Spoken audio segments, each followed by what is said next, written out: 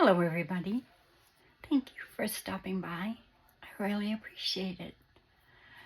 I haven't been feeling very well, so I haven't been on video. And I haven't even finished this journal yet. But I did want to hop on real quick and show you what you will need for our next journal. And what I've chosen for this one, I haven't really done anything yet. You've already seen what I've done so far, except I do see a couple of things in there. I did add an envelope to this pocket, and I'm going to add those. I think that's about all. Everything else you've seen. And then I pulled out some, well, these this one I printed and cut like a faux photograph. What do you call them?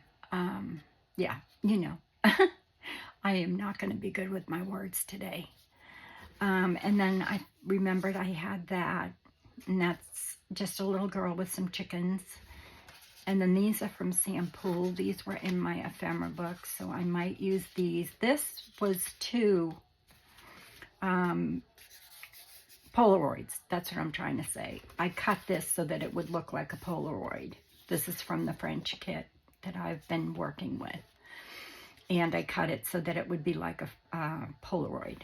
And then these are Sam Poole's Polaroids, two different ones, but I glued them together, cut them so that I could glue them together to make like a little booklet. I did that a while ago. I just pulled this stuff out of my ephemera book. This I made smaller and made them into photos. I don't know what I'm going to do, and put them on photo paper.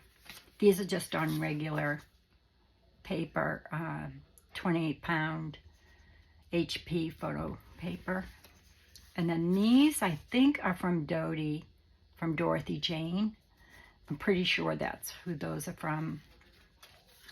And then I had these scraps, and I'm pretty sure these are from my friend Karen at Boho Love, by Boho Love.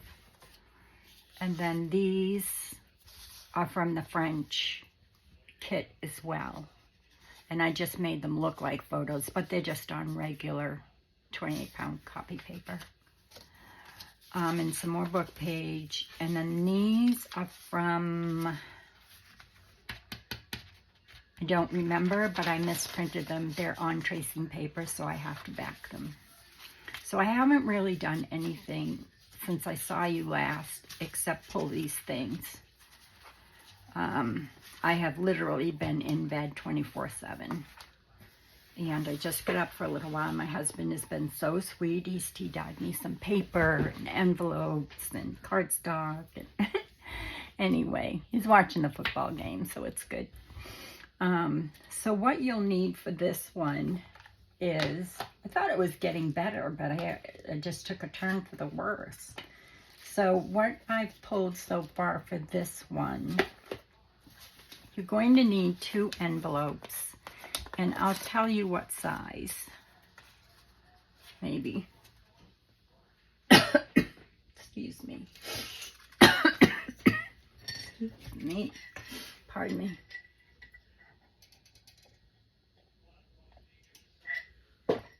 Thank you. The size of your envelopes are going to be, well, my envelope anyway, you can use any size you want, is 5.5, I think, by 6. No, 5.5 by 7. But when you fold this, so what I'm going to do is this one is going to fold into this one, like this. And he didn't take the sticky strips off, you know, when he tea-dyed them. They stay sticky, but I'll still be gluing. I'll leave that on and then be gluing it. I don't take the sticky part off, because then it will stick where I don't want it to when I'm putting it in. So what I do is I put it in, but I don't go all the way to here, because I want a little bit of a spine. Can you see that? So what I do is I take it and I bring it almost, you know, to here. And then I take my ruler and I fold it. So I fold it here, and you can use a foam folder. These are tea stained. You don't have to use tea stained. And then I'll fold it here to make that little spine.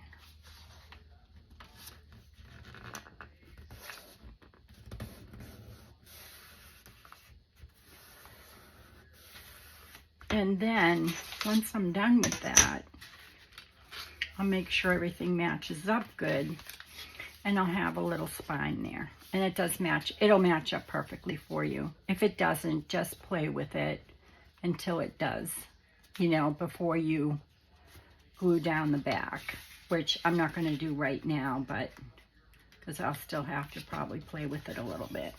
But that's all you do, is just make sure this is meeting up with this here and here, and then just kind of manipulate your envelopes a little bit. Like this one has to come out just a tiny bit, and then I'm going to go around like this until it does.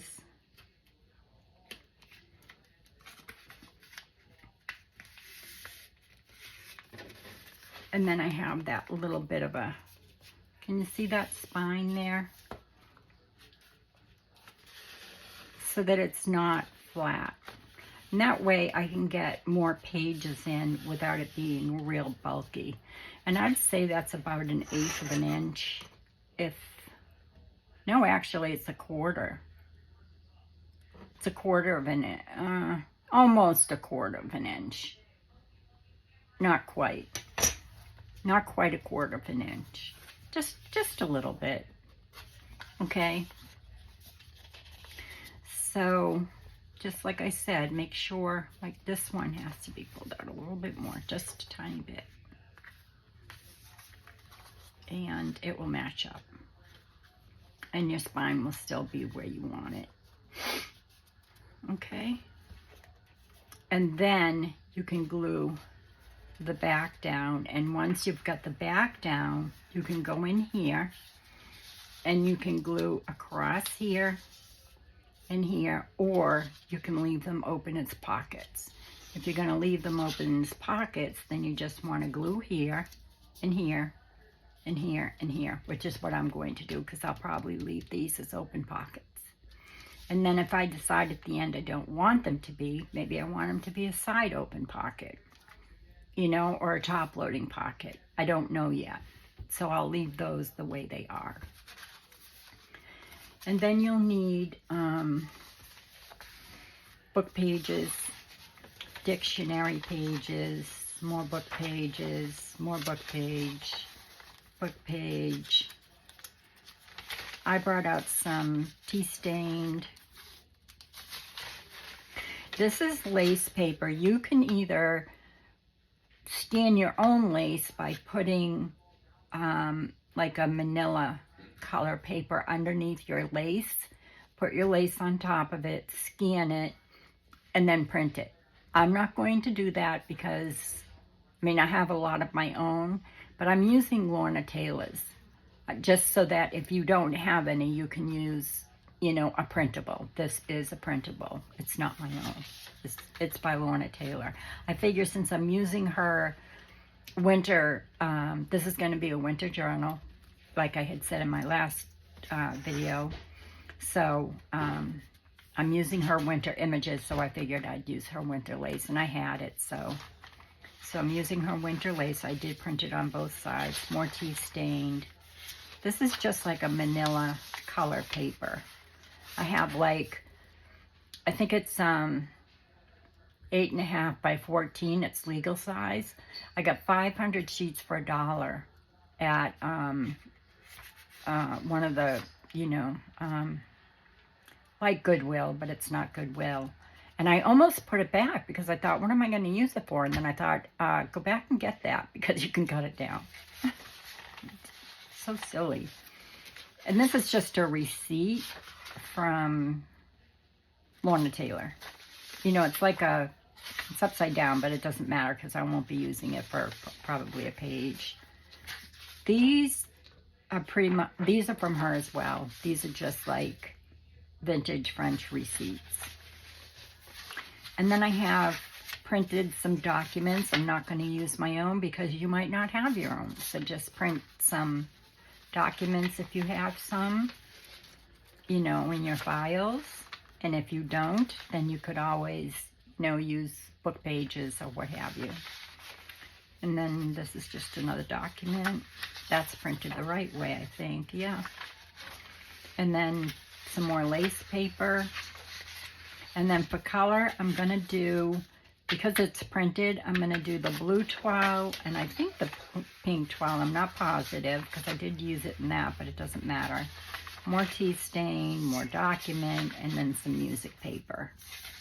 Any music sheets you have. And that will give us a good chunky journal. I won't use probably everything, but mostly. It's going to be a very neutral journal. Another thing I pulled out, and I don't know, you know, what you have for books, but go through your books. This is like my favorite book. And I got this a long time ago, and the woman felt so bad because it, you know, the spine had fallen off, that she sold it to me for $1. If you look up here, this is a $30 book. I don't know how old it is because I forget. This is my favorite book in the whole world. It's a first edition, manufactured in Japan, 1975. So it's not real vintage, but I graduated in 73, so for me it's antique. But it's called Labors of Love, and it's America's Textile and Needlework, 1650 through 1930, by Judith, Reitter, Weissman, and Wendy Lavitt. And you could probably find this if you look. I haven't, but if you look on like thrift books or you know, just Google the name of this book and the author. I'll leave it in the description box below. Google it. You might be able to find it pretty cheap, you know, on one of the book sites. But I'll show you why it's so awesome. Look at these images. And you can use these in any journal. My biggest problem is, do I use this or that? You know, that's going to be my hardest. And I have cut into this a couple of pages, you know, for different things. But look at these images. They're just beautiful. So go through your books. Like that would be a good image. It's skeins of blanket weight yarns and undyed brown, white cotton native Chichimaca Indian basket. This basket right here. I do have an Indian basket, a real one. Look at that. I mean, the images are just gorgeous. So I did pull out this early needlework book because in it I remembered there were like beautiful like gloves and mittens.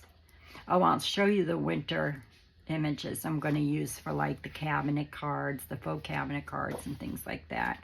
Look at these. These are all beadwork. 4 typical examples of the 1820s through 40s style of bags. The fringed drawstring variety. And this is courtesy of the Litchfield Historical Society. They're in the Historical Society. Aren't they gorgeous? Look at those images. They're beautiful. Oh, there's the mittens.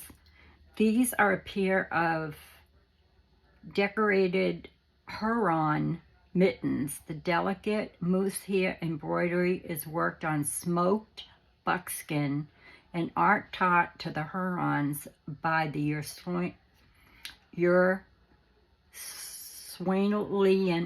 I can't say it, nuns, circa 1800s. At the courtesy of William Channing photograph, the height is 12 inches. These aren't 12 inches, but the height of these mittens are 12 inches. But the image in the book isn't 12 inches. Here's a little needle book. I love going through this. It sits on my coffee table. It basically is a coffee table book. So, Shoemaker. I mean, it's just amazing. And I was arguing with her. I'm like, are you sure? And she said, oh, yes, absolutely. She said, you know, it's been sitting on the shelf for so long. Nobody wants it. The spine's broken. I'm like, okay, look at that. So I can't scan anything and sell it because it's, you know, it's still under copyright. But, oh, there's some gloves, more mittens, and then a whole bunch of knitted items. Pretty old socks, more mittens. Look at this hat. I don't think I ever want to use those. And it's good because it's on the back of that. So I'll be using this book. So look through your books, you know, for images and things. And then Lorna has, here's my folder. Don't mind my messy file folder. I will put it together correctly. I just threw a whole bunch of stuff in here. John coffee stained some, just, you know, things for me to have. Tea stain, sorry. I use tea because otherwise it comes out really dark. This is just a photocopy of one of my collage boards. When I make my collage boards, I scan them and then I use them for different things. So you can do that, or you'll need some, what do you call these? You'll need some neutral collage boards. I put mine on, this is just packaging paper because I like to sew on them, like hand stitch and things like that. So I've done a video making these several videos ago. They're very easy. I always go in one direction and I always use strips or squares, strips or triangles in my collages. And I always put them on like 8.5 by 11 so I can scan them, and then, you know, I can use pieces of that in my work. Okay? So like, for example, this one's probably a scan of this because I can see part of it. So scanned or otherwise. And then, you know, some index cards, tea stained, you know, things like that. Some scraps. These are some more, this is a part, these are all parts of my, I keep them all in a file folder. So these are parts of my, what I've decorated and haven't used in my journals yet. Okay, so I make my collage boards and I decorate them after, you know, when I use them. Okay. That's just some paper, book page. So yeah, this is just one, this folder I keep all that in. Then I took out the winter ones I did not use of Lorna's tailor-made journals. I think they're called Snow Angels. And also, this is an envelope of my mother-in-law's I didn't get to use for my Christmas journal because it was too big. The Christmas card I scanned and made that was inside the envelope. But I think I might use the envelope. I don't know. I might just put it back with my Christmas things. But this is scanned. This is all scanned. I opened up the card, the original card, like this. I wasn't able to get the whole thing, but that was okay. I scanned it like this, and then I put it on tracing paper because the card itself is like that. This was like a very, very thin piece of paper. And so I scanned that as well. It was like a piece of tissue paper. And I put that in there.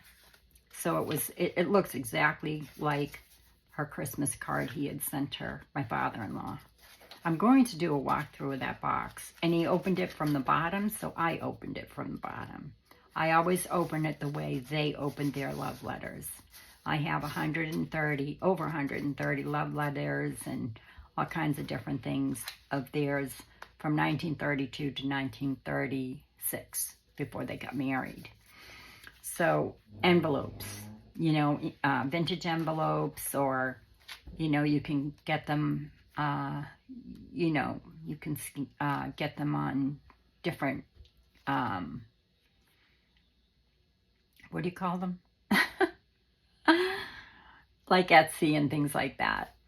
I wish I knew how to put these in. I haven't figured out yet. I did talk to my friend in Europe yesterday for 2 hours, which was good. I laid in bed and just talked to her, and she gave me a lot of good advice. And I'm going to figure out how to get things onto my Ko-fi site, so you can just go to my Ko-fi site, download what you want, and you'll have it, you know, because, I mean, these are great. And sometimes, like, these feel like real stamps because I printed it twice and then cut out the stamp, put the stamps on it. So anybody feeling this would be like, oh, that's real because I can feel the stamp. It's not real. It's not real. So I did pull out some angels that I did not use during Christmas and some other things. But this is some of her snow angel kit. And I just took the ones that didn't look like Christmas. So those, oh, this is Ruby and Pearl, Sampool. I don't know, I just put a bunch of different things in there that look like winter to me. Some postcards. They're not originals. They are from Graphic Fairies. I have a whole bunch of them from Graphic Fairies. And I have my own, but I'm not going to use, I'm going to try not to use a lot of my own ephemera in this because you might not have it.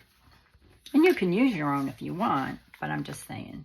I do have some postcards in there of my own, but I probably won't use them.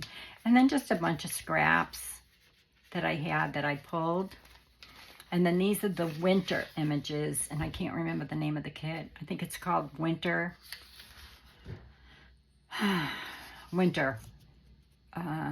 Images or something. But they are by Lorna Taylor, and they are her winter images. So they come in all different sizes, as you can see. And I'll be making some faux cabinet cards out of some of these. Some of them I'll just be using, you know, I thought I'd make some smaller cabinet cards with some of them. So I did print those on cardstock. And I'll choose the ones that least look like Christmas. Like these don't look like Christmas at all. These are just children playing in the snow. These are beautiful. Look at these. And this one, he's so cute. So I'll be, those are, you know, not all of them, but I just pulled the ones I had printed and that look least like Christmas. Some checks. Oh, and then I had this already printed as well. I thought that I would use, this is Ruby and Pearl. I thought I might use these two because they're two of my favorites. They're the little girl holding the lamb and the little boy holding the lamb. She had gotten these from Angie, and she scanned them for us. So she may have got them all from Angie. I don't remember. She's one of my favorites too, but these two look most like winter. So I'll be using those. And then this is just a piece of heather from Rose Hill Paper Cottage. That's just a piece I keep in here from, this is kind of my scrap file of stuff, as you can see. My, mostly, he had just tea stained these, so they don't really go in here. I'll put them over here to put them where they belong. But these are mostly where I keep my, when I don't feel like doing anything else, I'll do collage boards. Which I don't really feel like doing much of anything right now. So that's that. And then I also, he didn't do this, but I have some Cray paper that I tea stain. And all I do is I take my Cray paper and I cut it. It comes in like a sheet, all folded up. And I just go along and cut it for how wide I want it. And then I just take it. It's flat once you do that. Oh, I have some right here. This is what it looks like. It's Cray paper. And I just cut it for how wide I want it. See how it's all like rolled up like that? And it's sort of like a cream color on one side and pink on the other. You don't have to tea stain it because I don't always tea stain it. But when you tea stain it, you could just take this and just put it in a little bit of water. You just take it when it's folded up, okay? And you put it in your water and let it go up a little bit. And then turn it and put it in your water like this. And then just lay it in the oven flat until it dries. Or outside.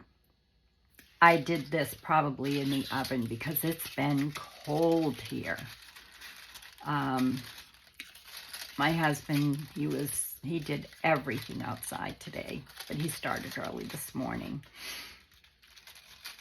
And you can see still some of the pink in here, which is kind of nice. But like I said, you don't have to have Cray paper if you don't have any. But just get it, Dollar Tree or any craft store. You can get, I have the rolls of, I have rolls, and you do the same thing. Whoops, sorry. This looks really bright, but when you tea stain it, it's not bright anymore. But just take it and you fold it like this. Just fold it up, okay? Don't crease it or anything. Just fold it like this.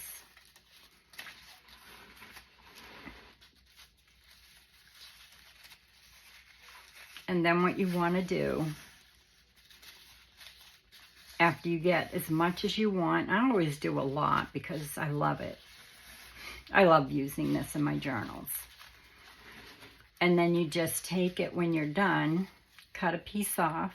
I'll do that. Well, I won't. And then just take your tea, dip it in this side, real quick because it absorbs it really fast. Just dip it in and let it come up. And then turn it over, dip it in again, let it come up, and then just lay it outside or in your oven, and when it's dry, it will come out like this. I don't sew mine because if you do, I'll show you what happens.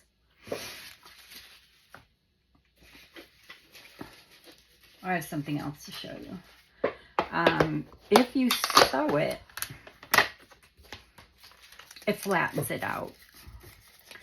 So, like, this is a sewn piece, and it kind of flattens it down. So, I don't sew it all the time. These are all sewn. Look at the difference. See, you lose all that wrinkle in there. Some of this is just tea stain paper, but you just, I don't know, you kind of lose that pretty edge, if you will. Coffee filters. I'll be using coffee filters for ruffles. Dodie from Dorothy Jane, and Sampool are the ones that told me about coffee filters. So I'll be using coffee filters for ruffles as well. I'll put those away later. And you can use a whole bunch of different tags or pieces. These are all mostly samples. Labels. Some of mine is stamped with Sam stamps, and some are her strips. So Sam and Lorna Taylor pretty much is what I'm using, and then book pages, tea stain pages, and 2 envelopes for my cover. I'll have to put everything back neat because I can't stand the noise of mess. Go through your children's books if you have any, like little golden books. They might have some winter photos in them. And that's about it. If you don't have any glassine bags, you can use wax paper to make your glassine bag. Okay, so we'll be using glassine bags. This is wax paper. I just tried it this morning to see if it would work, and it works fabulous, and I love it. I almost like it better than the glassine. But anyway, this is waxed paper, like Reynolds wax paper that you used to wax, you know, wrap your sandwiches in when you were little to go to school. Okay, so it's not done properly, as you can see. You know, I just kind of folded it up to make it even and didn't cut anything off or anything. I just wanted to see if the glue would hold, and it does. It holds fine. I used Fabri-Tac so you wouldn't see it when it dried. But anyway, I do have glassine bags and envelopes, but I'll probably be using the wax paper, and I'll show you how easy it is to make those when I'm feeling better. And then some, you know, some spackle paper. And then these, I don't remember the name of the place on Etsy, but I was watching Rhonda from A Little Bit French, and she put hers on sticker paper. Now, I'm male, or John does. He weighs and stamps everything here. So I have 8.5 by 11 sticker paper that we print on, and it's a matte finish. So she has been putting her little circles, and I'll leave the name of the company, the Etsy store, below, because I had some. When I saw hers, I was like, oh, that's genius. So she put hers on sticker paper. Now, the other thing I do that she didn't do, but I'm hoping to tell her about this, I keep forgetting, is I then take them and I run them through my embossing machine, and I don't know if it will show up, but I run it through my embossing machine with my script embosser, so you've got that raised like it was embossed. And I learned that from Sampool. She actually has an embosser. I don't, like a seal embosser. But I thought, you know, using the script embossing folder, which you can get on Amazon, will work great, and it does. So I printed yesterday on some sticker paper like she did, and then all you have to do, let me see if I have my punch here. Is that my one? No, that's not my 1 inch. Hold on. Then you just take it, and then all you have to do is punch it out. And then you can stick it on something. I probably won't get this exactly right, but it's okay. You can cut it out with scissors as well.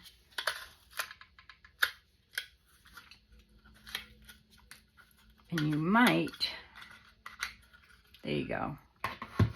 So then when I get ready to use it, I'm just going to take this, unstick it, and it's got this embossing on it, which I have to remind myself to tell Rhonda that, because I think she'll love that. And that idea came from Sampool, and I've been embossing things like crazy since I saw her do that. There's another one that's embossed. Some of these come square and some come round. I think my square ones are down here. Yeah, well, see, this is a square one. These are all square, and they've all been embossed. I don't know if the embossing is going to show up, but there's a nice emboss on there. And if you don't have an embossing machine, you can use a rolling pin. You don't need a machine. Just use a rolling pin. And I'll show you the embossing folder I use when I do use my, where did I put it? I probably put it away. I think I did. I'm sorry. And it'll be a pain in the neck for me to go and get the envelope out and get that embossing folder out, because I did these yesterday for just a few minutes when I was feeling up to it. So it's just a script, and it says script embossing folder. So you can find that at any craft store, any store at all. I feel bad not showing it to you. I really do. Hold on 1 second. I'll grab it. It's just going to take me a second.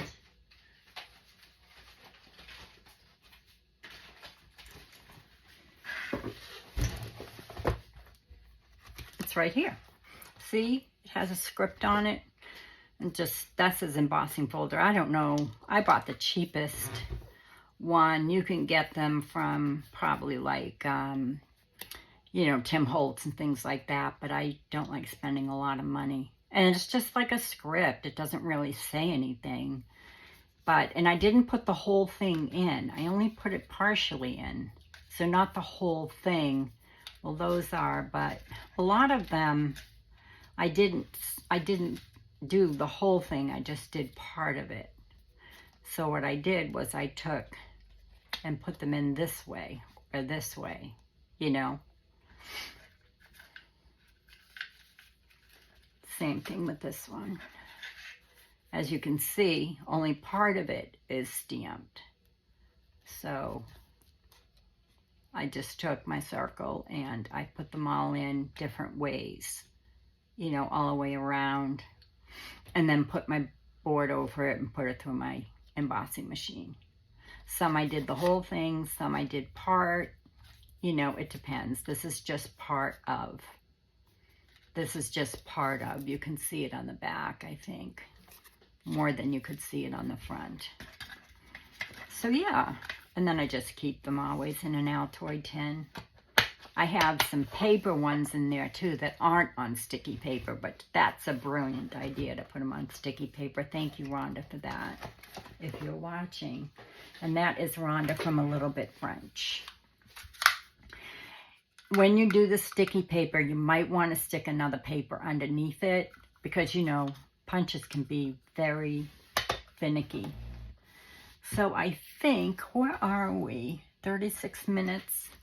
Let me just show you. I have chosen this for my cover and a button, but I don't know if, well, I have two buttons. I have this button here and this button. Both have shanks. I haven't decided how yet I'm going to do this. I may put a pin through this and just pin it after I tie it, or I may take the shank off, glue it to a pin, and then pin it so that you can unpin it and take it off. And I'm going to use a gray velvet. And let's see. Like these, I just have to back them with something, and I haven't decided yet what.